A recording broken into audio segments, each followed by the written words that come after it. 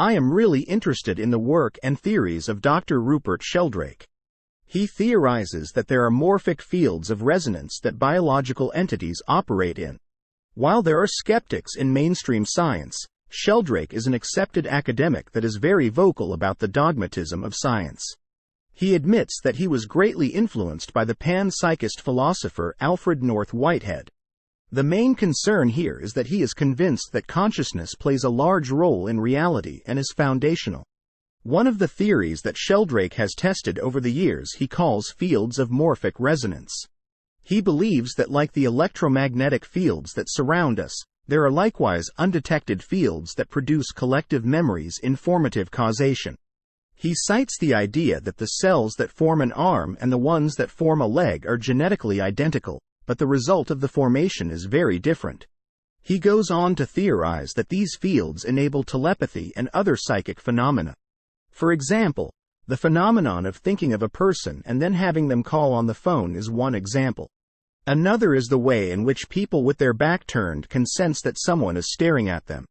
He also sees this field as the means for animals to be aware of the danger of predators. I know that outside my home office window there are often cardinals that come and sit.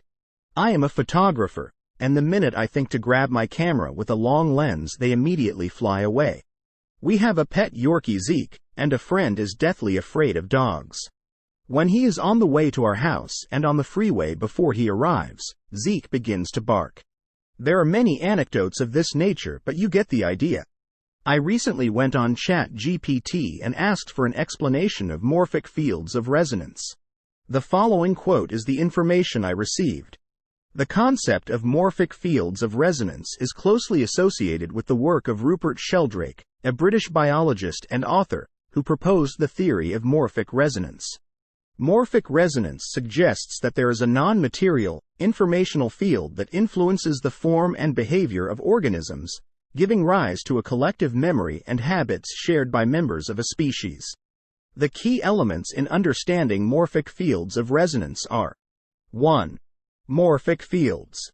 Morphic fields are thought to be non-material, organizing fields that shape the development and behavior of living organisms. These fields are not limited to biological entities but extend to all structures in nature, including crystals, molecules, and even entire social systems. 2. Resonance. Resonance in this context refers to the idea that morphic fields have a cumulative memory and are influenced by the collective experience of a particular form or pattern. When a particular form or behavior is repeated by members of a species, it becomes more strongly imprinted in the morphic field, making it easier for subsequent individuals to adopt the same form or behavior. 3. Non-local influence. One of the unique aspects of morphic resonance is its non-local nature. Sheldrake proposes that the morphic field of a particular form or behavior is not bound by space and time. Therefore, once a form or behavior has been established in one location or time, it can potentially influence similar forms or behaviors in other locations or times. 4. Habit and memory. Morphic resonance is often invoked to explain the transmission of habits and memories across generations or within a species. According to Sheldrake, the more a particular behavior or pattern is repeated, the more it becomes ingrained in the morphic field, making it easier for subsequent generations to adopt the same patterns. 5. Developmental blueprints. Morphic fields are believed to contain developmental blueprints for various organisms. These blueprints influence the growth and form of organisms during their development. The morphic field acts as a kind of template that guides the formation of structures and behaviors. It's important to note that the concept of morphic resonance has been met with skepticism and has not been widely accepted within the mainstream scientific community.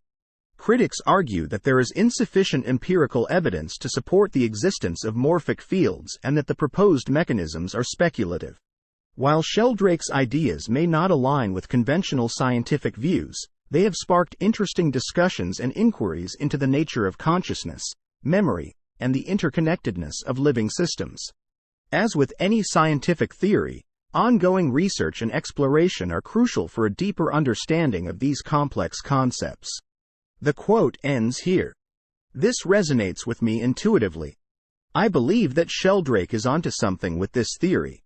I can imagine that the unified field contains many fields that affect our behavior, and more than that, the morphology and form of the world we experience. It is the underlying software and hardware of metaphorical toggle switches and zeros and ones that creates our reality. If you have an interest, you should look more into morphic fields of resonance and Rupert Sheldrake. You should investigate him for yourself, and in the meantime, please like, subscribe, share and comment. Thanks for watching.